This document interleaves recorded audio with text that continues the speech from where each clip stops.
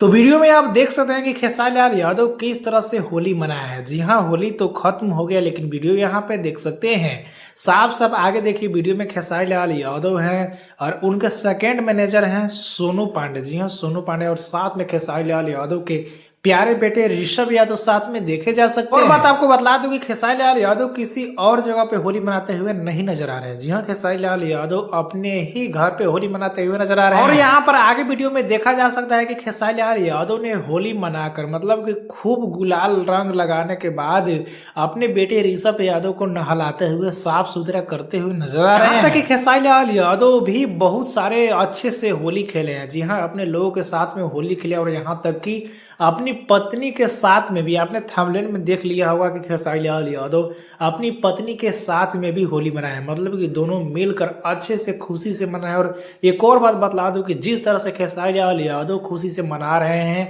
Video post किया है और जिस तरह से खुश नजर आ रहे हैं, वैसे भोजपुरी में जितने भी बड़े सुपर स्टार है उतने स्टारों में से कोई भी स्टार को ऐसा होली मनाते हुए नहीं देखा गया। इससे साफ साफ पता चलता है कि खेसारी लाल यादव अपने पत्नी और पूरे फैमिली के साथ में कितना खुश नजर आ रहे हैं। जी हाँ, कितना खुश नजर आ रहे हैं।